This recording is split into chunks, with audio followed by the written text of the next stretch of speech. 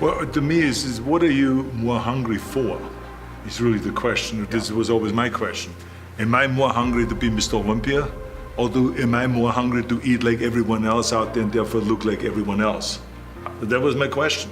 You know, to me, I was more hungry to win Mr. Olympia, and I was more hungry and more interested, more excited about the fact of becoming a champion and being ripped on stage and being cut and winning the trophy and all those kind of things, because I knew that if I would just, have a temporary joy here and eat and cheat, I'm most likely not gonna make it. That someone else is gonna walk right by me and someone else is gonna grab that title. Because many times these competitions were very, very close. And I remember especially in 1980 where it was just 2 points. And any mistake could have cost me the title. So this is not a mistake that I want to make. I want to be responsible that I do everything that I can to be a winner.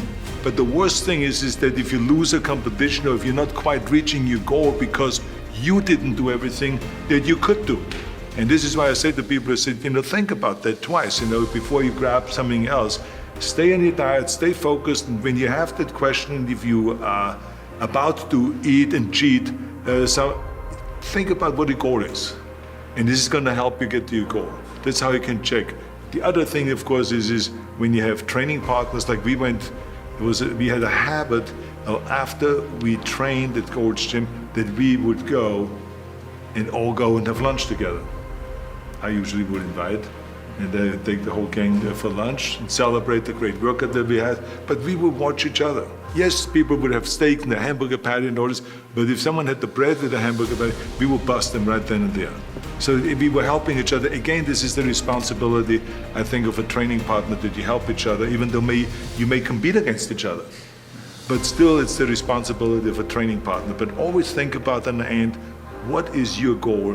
What is your vision? Where do you want to go? And does this screw up now, or this, kind of need to having some fattening food, is this going to help you?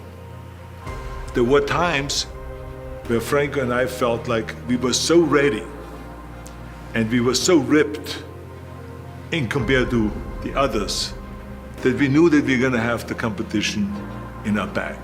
I mean, it was just something that we felt. So we would go like a week before and celebrate that. We would go to the House of Pies. Before you won. Before we won. And we would celebrate, said, that there's no one that's going to beat it. We have seen now Lou Ferrigno, we've seen Ken Waller, we've seen Frank Zane, we've seen Dave Trepper, we've seen all those guys, and Sergio, who was always the biggest danger, he's out now. So he's not coming back. So I know, so we would go to the House of Pies and we would order literally an entire pie, just to do the opposite of what I just said. And we just, just stuff our face with this, cherry pie that was our favorite.